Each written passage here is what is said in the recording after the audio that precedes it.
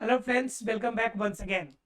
Friends, आज की class में हम लोग जानेंगे पौधों के अंदर श्वसन के बारे में। मतलब पौधों के अंदर श्वसन की क्रिया होती है तो कैसे होती है, इसके बारे में हम लोग को आज की क्लास में जानना है। पौधों में पौधों में श्वसन की क्रिया। पौधों में श्वसन अर्थात कि रेस्पिरेशन होता है, तो पौधों में कैसे होता है, पौधों के लिए ये श्वसन की क्रिया जरूरी क्यों है और ये होता कैसे है, इन सभी के बारे में आज की क्लास में हम लोग डिस्कस करेंगे।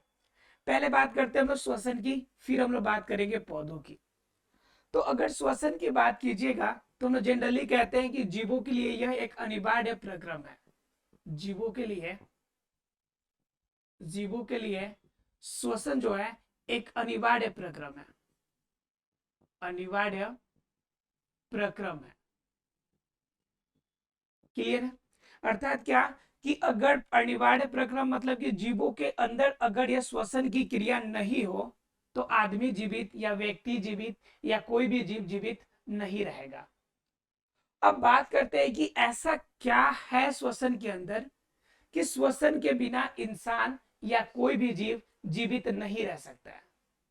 कुछ ना कुछ तो लॉजिक है, कुछ ना कुछ तो श्वसन के अंदर ऐसा है कि जिसके बिना एक व्यक्ति एक इंसान नहीं रह सकता, यानी कुछ पल में ही उनकी जान चली जाएगी। दरअसल इसके अंदर होता क्या है ऐसा, तो इसके अंदर मुख्य रूप से यही होता है कि ऑक्सीजन आपके बॉडी के अंदर जाएगा अर्थात पौधों में जाएगा और फिर कार्बन डाइऑक्साइड पौधों से बाहर आएगा। ध्यान रखिएगा, इस कंफ्यूजन में कभी नहीं रहिएगा कि जो पौधा है, पौधा हमेशा सिर्फ CO2 का यूज करता है। श्वसन की क्रिया के लिए ये भी आपका ऑक्सीजन का ही यूज करेगा। क्लियर? तो देखिए बात करते, देखिए हमेशा कभी ऐसा नहीं सोचना हमें कि पौधे जो होते हैं सिर्फ CO2 लेते हैं। CO2 का इस्तेमाल पौधे करते हैं, लेकिन पौधे यह CO2 का इस्तेमाल सिर्फ प्रकाश संश्लेषण क्रिया के लिए करते हैं। प्रकाश संश्लेषण क्रिया के लिए करते हैं। मतलब क्या कि पौधे इसका यूज करेंगे, लेकिन कब करेंगे? दिन के समय में अर्थात कि डे टाइम में, जब तक सूर्य की प्रकाश की उपस्थिति रहेगी उस समय तक यह प्रकाश संश्लेषण की क्रिया होगी और इनसे क्या होंगे? CO2 इस्तेमाल किया जाएगा। लेकिन 24/7 आवर इस पौधे को भी किसकी आवश्यकता पड़ती है? ऑक्सीजन की आवश्यकता श्वसन के लिए पड़ती है। अब बात यह आती है कि यह कार्बन डाइऑक्साइड का यूज करता है, तो कार्बन डाइऑक्साइड के बाद तो CO2 निकलता है, फिर ये O2 निकलता है, तो फिर इस O2 का इस्तेमाल पौधा क्यों नहीं करेगा? फिर हम बाहर से O2 की जरूरत क्यों पड़ती है? तो दरअसल अगर देखा जाए तो दिन के समय में जो पौधों के अंदर जो श्वसन की जो प्रकाश संश्लेषण की क्रिया होती है, उनसे जो O2 अर्थात की ऑक्सीजन जो प्राप्त होता है वो तो परिपूर्ण होता है, लेकिन रात के समय प्रकाश संश्लेषण की क्रिया तो नहीं हो रही है, तो उस कंडीशन में ऑक्सीजन का उत्पादन तो नहीं होगा। तो उस कंडीशन में हमें ऑक्सीजन वायुमंडल से देना पड़ता है, अर्थात कि वायुमंडल से ऑक्सीजन को अवशोषित करता है पौधा रात के समय, और उस कंडीशन में यह O2 का इस्तेमाल करता है और CO2 समय वायुमंडल में त्यागता है। ठीक है? और यह प्रक्रिया जो होती है आपकी श्वसन की क्रिया कहलाती है। क्या कहलाती है? श्वसन कहलाती है।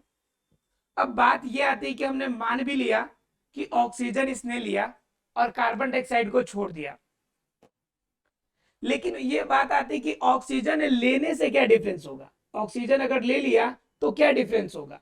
कार्बन डाइऑक्साइड छोड़ दिया तो क्या डिफरेंस होगा? मेन तो बात है इसका लेने का क्या मतलब है।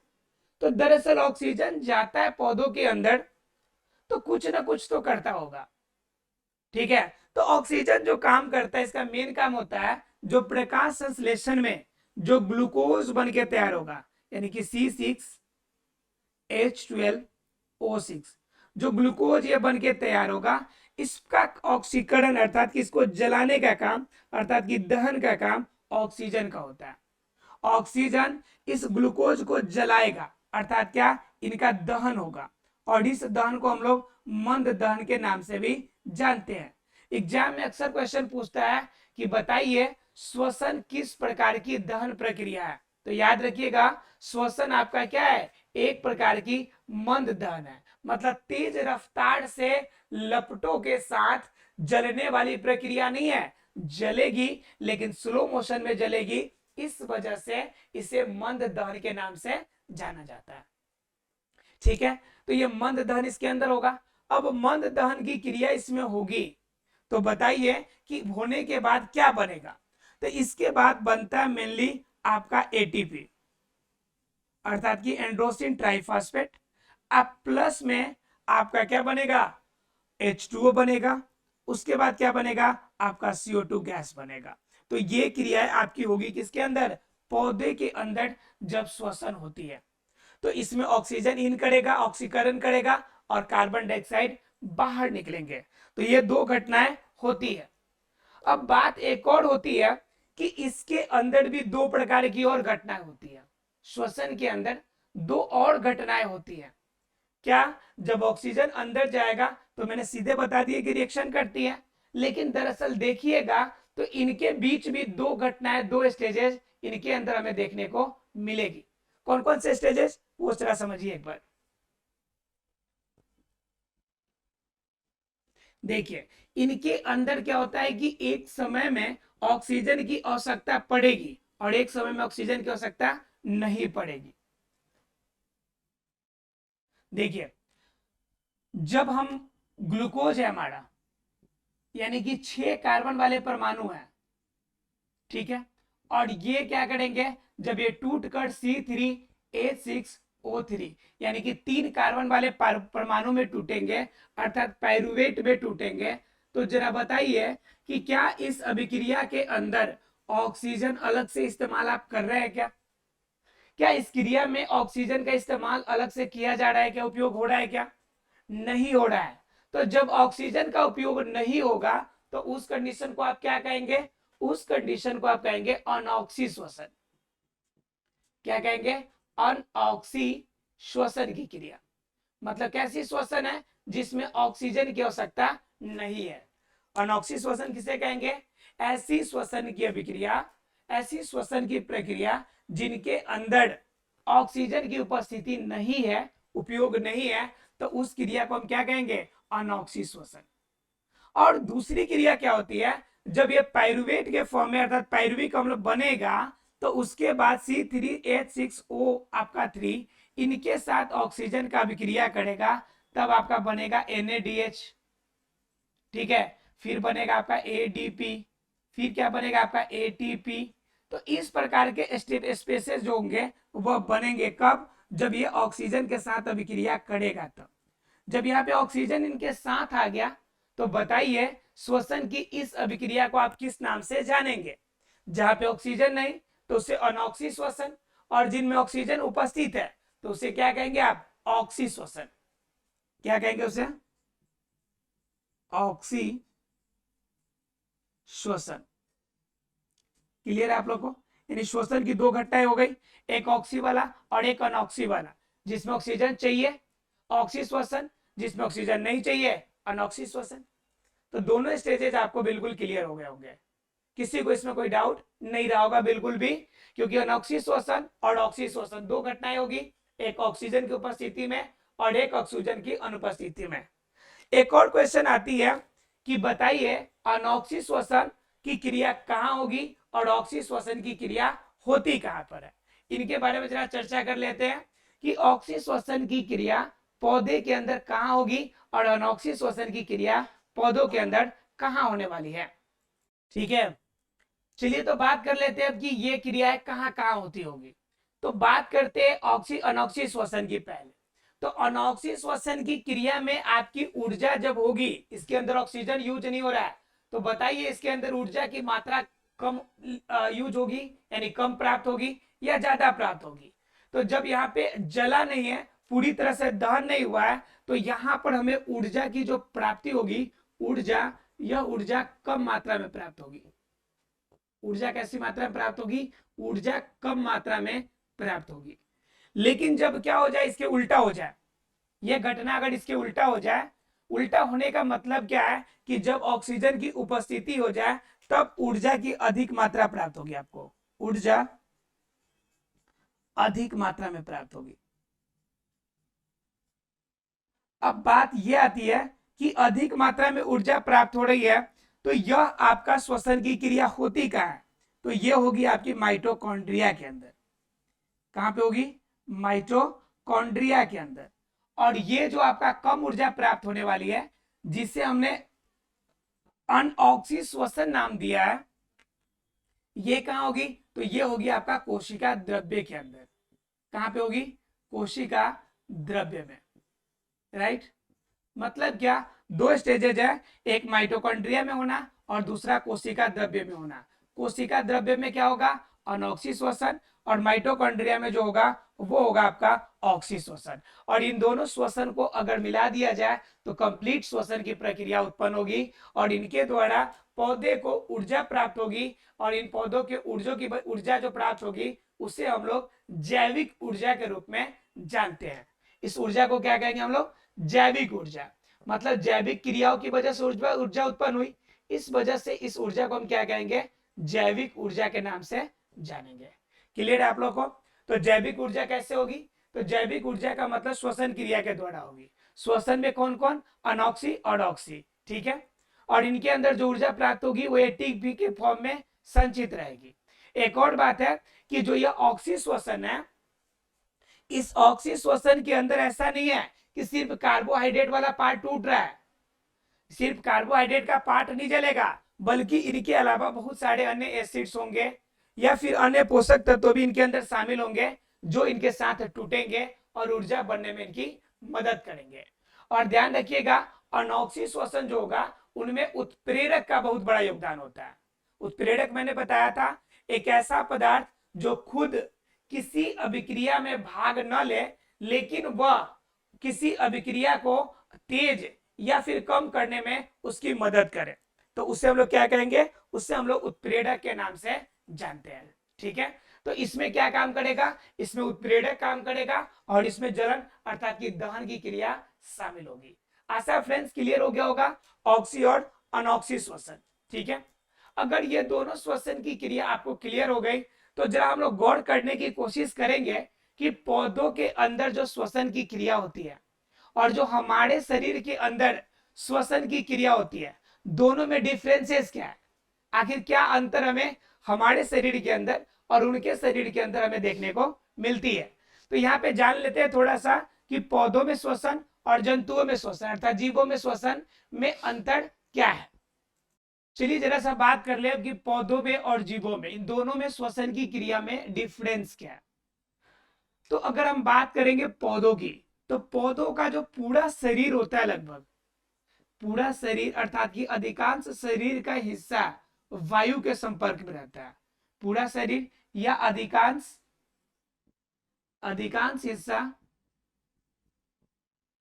हिस्सा किसके संपर्क में रहता है? वायुमंडल के संपर्क में होता है, वायुमंडल के संपर्क में होता है।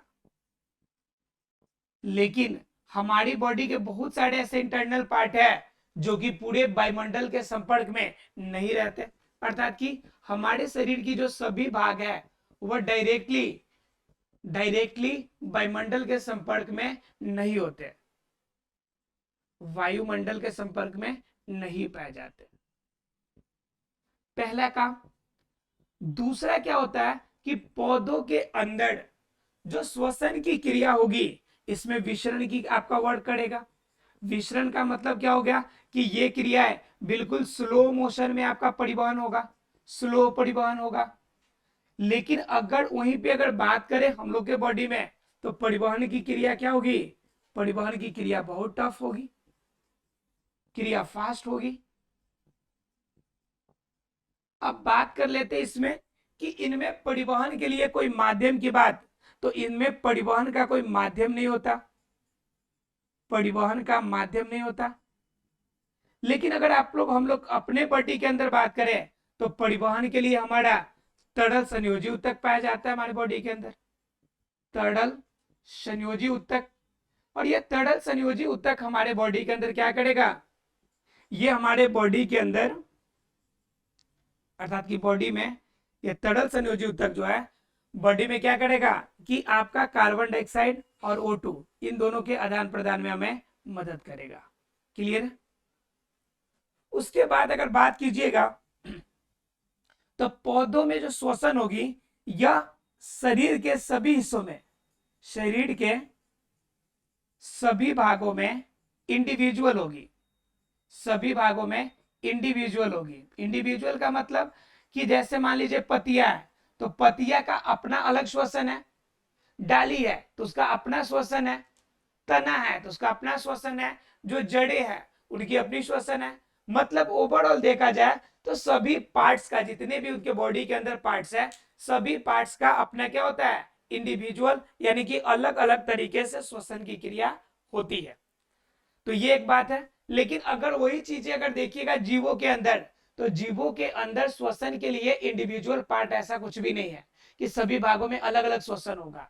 हमारा श्वसन के लिए एक प्रमुख केंद्र बना हुआ है, प्रमुख क्या बना है जी, केंद्र बना है। और प्रमुख केंद्र से क्या करते हैं कि शरीर के सभी हिस्सों में, शरीर के सभी हिस्सों में, शरीर के सभी हिस्सों में जो गैस है उनकी आपूर्ति कर रहे हैं, गैस की आपूर्ति करते हैं। क्लियर है? मतलब क्या कि हमारे पास कोई भी ऐसा पार्ट सिस्टम नहीं है कि इंडिविजुअल कोई वर्क करेगा, सभी का सेंटर पॉइंट है और सेंटर पॉइंट से हम क्या करते हैं, सभी को चारों तरफ फैला देते हैं। शरीर के जहां भी इनका यूज होगा वहां पे कर सकते हैं। लेकिन पौधों के अंदर ऐसा कोई भी सिस्टम, कोई भी ऐसा कोलैबोरेशन नहीं होता है जिनकी वजह से वह अपना क्या कर सके, कोऑपरेट करके श्वसन की क्रिया को कर सके। तना का श्वसन की क्रिया अपना होगा, जड़ अपनी श्वसन की क्रिया अलग करेंगे, उनकी जो पत्तियां होंगी अलग करेंगे, उनकी डाली अलग करेगी। यानी कि हर रूप में बॉडी के जितने भी पार्ट्स हैं सभी इंडिविजुअल तरीके से श्वसन की क्रिया इसमें करेंगे। क्लियर है आप लोग को? तो ये क्लियर हो गया होगा कि ये श्वसन की क्रिया कैसे काम करती है। और एक और बात ध्यान रखना है कि ओवरऑल देखा जाए तो पौधों के अंदर श्वसन की क्रिया बहुत धीमी होती है, धीमी होती है और बहुत ज्यादा टाइम टेकन होती है, यानी कि समय बहुत ज्यादा टाइम टेकन करने वाली होती है। लेकिन हमारे बॉडी के अंदर, हमारे बॉडी के अंदर ऐसा सिस्टम नहीं है। हमारा बॉडी कैसा होता है, अपडेटेड होता है। हमारा बॉडी कैसा होता है, अपडेटेड होता है। मतलब तुरंत सांस गया और शरीर के सभी हिस्सों तक जाएगा बिल्कुल उसी समय। तो ये हमारा क्या होगा, अपडेटेड वर्जन। इसलिए क्योंकि श्वसन की दर भी तो हमारी 5 होती है, 72 टाइम होता है पर सेकेंड। ठीक है, अबाउट में किसी का बीपी हाई हो गया तो यह मात्रा बढ़ सकती है, किसी का बीपी लो हो गया तो इसकी मात्रा घट भी सकती है। मैंने बताया जो 72 वो एवरेज है। क्लियर है? तो ये हो गया आपके क्या, पौधों में श्वसन और जीवों में श्वसन के साथ डिफरेंस, अर्थात कि श्वसन की क्रिया आपको क्लियर हो गई होगी। अब बात जरा सा आगे करें हम लोग, तो इसमें क्या होती है कि एनर्जी जो रिलीज होती है वो एनर्जी स्टोर होती है या फिर पूरी तरह इतनी एनर्जी निकलती है कि पौधे उनका यूज कर सके। दो बातें यहाँ पर आती है। जैसे मान लीजिए आपने कोई फैक्ट्री खोला, तो फैक्ट्री में जो माल का उत्पादन होगा ये दो तरीके से होगा। जितना ज्यादा आपके पास डिमांड आता है उसके अकॉर्डिंग आप प्रोडक्शन कीजिए और तुरंत उसे सेल कर दीजिए। दूसरा क्या होता है कि आपने क्या कर लिया कि माल का प्रोडक्शन कर लिया लेकिन आपने उसे स्टोर कर दिया कि भाई हम अभी इसे नहीं बेचेंगे, हम क्या करेंगे जब हमें समय मिलेगा तब हम इसे बेचेंगे। तो ये स्टोर करने का सिस्टम हो गया। तो वही बात पौधों के अंदर होती है। तो पौधों के अंदर क्या होता है, क्या वो पौधे के अपने शरीर के अंदर ऊर्जा को संचित रख पाते हैं या हमेशा पौधे को नया बनाने की कोशिश जो आवश्यकता पड़ती है। तो दरअसल क्या है, पौधे जो होते हैं भोजन को संचित भी रखते हैं। दो बातें, पौधे भोजन को संचित भी रखते हैं। जैसे मान लीजिए किसी पौधे का जड़ अपने काट दिया तो कंफर्म है कि नीचे से कनेक्शन टूट गया। अब नीचे से खनिज लवण जो होगा ऊपर तो नहीं जाएगा, लेकिन क्या उस कंडीशन में काटने के साथ पौधा मुरझा जाता है, क्या पौधा खराब हो जाता है? बिल्कुल भी नहीं। उसके लिए 2-4 घंटे आपका समय चाहिए होता है, उसके बाद उसके पत्ते आपका क्या होता है, मौलाए से लगते हैं। तो इस कंडीशन का मतलब क्या हो गया कि इस कंडीशन में मतलब यह हुआ कि पौधों के अंदर जो संश्लेषण की क्रिया है वह सामान्य है। ठीक है, और वो स्टोर करके रखता है ताकि वह अगर किसी आपात कंडीशन में अगर भोजन तैयार ना हो पाए तो वह उसकी आपूर्ति से अपना भरण पोषण करेगा। तो ऐसा फ्रेंड्स क्लियर हो गया होगा कि पौधों में श्वसन कैसे होती है, पौधों और जीवों में श्वसन में अंतर क्या होता है। पौधों को श्वसन की आवश्यकता क्यों पड़ती है, क्योंकि उनके शरीर में वृद्धि विकास हर तरह की इंडिविजुअल वर्ड चाहिए। तो जितना ज्यादा वर्ड उतना ज्यादा ऊर्जा की आवश्यकता, और जितना ज्यादा ऊर्जा उतना ही ज्यादा आपको क्या श्वसन अर्थात की सांस लेने की आवश्यकता पड़ती है। आशा फ्रेंड्स ये पॉइंट बिल्कुल क्लियर हो गया होगा। ठीक है, चलिए तो हम ये क्लियर हो गया, तो हम इसके बाद के स्टेजेस हम लोग जानेंगे अब ग्लाइकोलाइसिस के बारे में। इनके अंदर भी हम लोग जानेंगे 4 फेज में हम लोग जानेंगे पूरी श्वसन की क्रिया को। 1 नंबर तो आपका ग्लाइकोलाइसिस है, फिर पायरुवेट कैसे बना, फिर उसके बाद क्रेब्स चक्र, सबसे इंपॉर्टेंट होता है क्रेब्स चक्र, मतलब क्या, कार्बोहाइड्रेट का बनना, टूटना, बिखरना, उसका ऊर्जा के रूप में शरीर में इस्तेमाल होना, ये संपूर्ण घटना हम लोग देखेंगे क्रेब्स चक्र में। मतलब क्या, सीधा शब्दों में क्या है, तो जो कार्ब्स आपके बॉडी के अंदर होता है अर्थात कार्बोहाइड्रेट्स होता है, उनके चक्र अर्थात की कंप्लीट साइकिल कैसे चलता है, जैसे पिछले क्लास में हम लोगों ने देखा था नाइट्रोजन साइकिल को। चलिए मिलते हैं अगले क्लास में, देखते हैं कि ये कैसे क्रिया होती है। तब तक के लिए thank you very much friends.